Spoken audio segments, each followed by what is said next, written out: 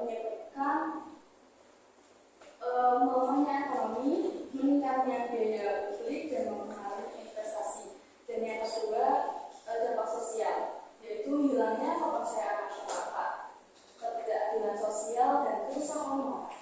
Dan yang ketiga adalah dampak politik, yaitu bisa melemahkan demokrasi, pemerintahan yang tidak efektif dan ketidakstabilan politik.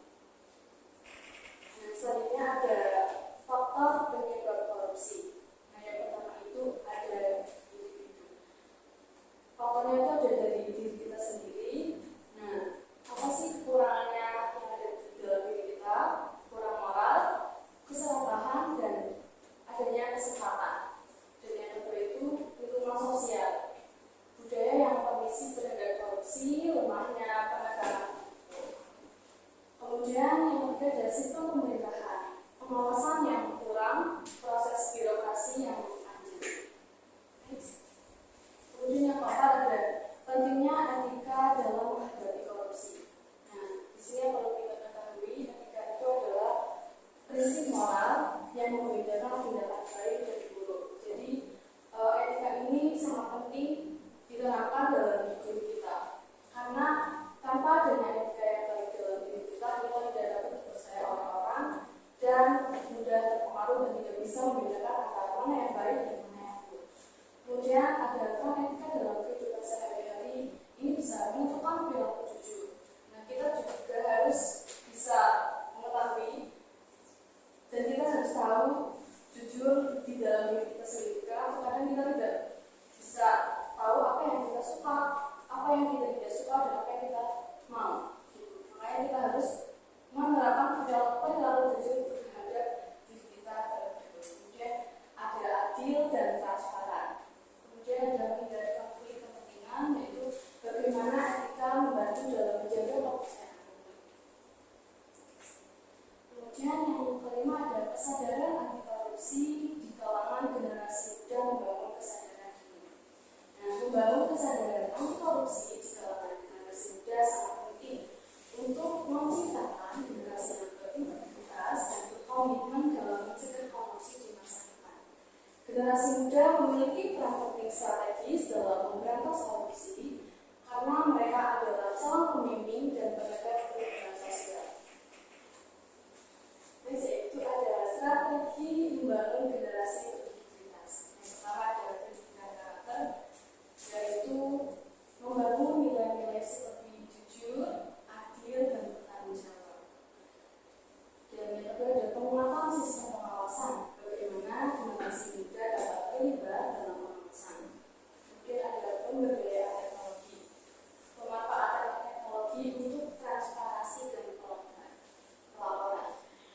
Jadi strategi membangun generasi berintegritas memerlukan kerjasama dari berbagai pihak, termasuk pendidikan, keluarga, pemerintah, dan masyarakat luas.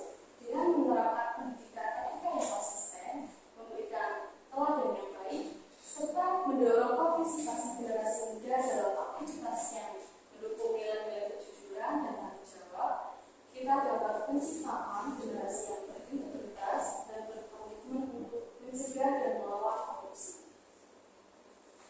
Nah, dapat disimpulkan bahwa untuk mewujudkan masyarakat yang bebas dari korupsi diperlukan upaya yang berkelanjutan dalam membangun etika dan kesadaran anti korupsi, khususnya di kalangan generasi muda. Korupsi merusak fondasi keadilan, transparansi, dan akuntabilitas yang diperlukan untuk kemajuan suatu negara. Oleh karena itu, generasi muda sebagai penerus bangsa perlu dilatih untuk mengembangkan sikap jujur, tanggung jawab, dan integritas sejati. Nah, tadi sudah saya sampaikan terkait materi etika dan kesadaran korupsi. Dari sini apakah ada yang ingin ditanyakan?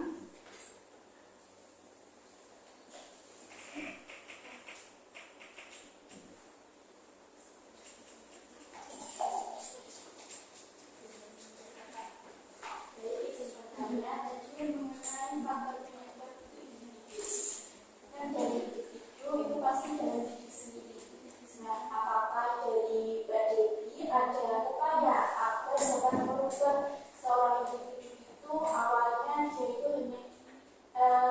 aja dia hanya ingin kesenangan seperti dengan melakukan korupsi. Nah, upaya agar hal tersebut itu hilang atau berkurang.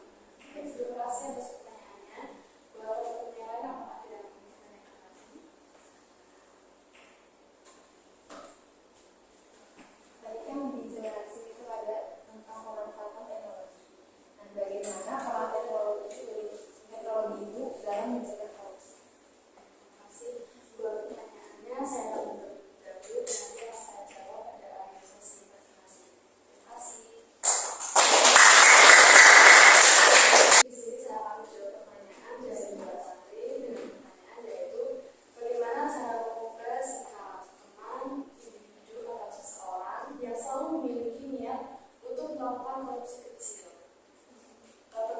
Jadi kita kan bisa mengubah sikap seseorang. Nah, jadi dari kita itu hanya bisa mengedukasi teman kita bahwa apa yang dia rencanakan, apa yang akan dia lakukan itu akan berdampak buruk bagi diri dia sendiri dan untuk lingkungannya. Gitu.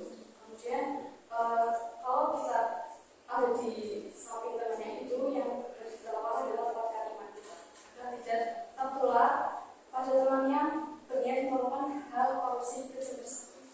Bagaimana apakah bisa dipahami? Masih jelas? Selanjutnya saya akan menjawab pertanyaan dari Kak Sindi, yaitu bagaimana peran teknologi dalam mencegah korupsi?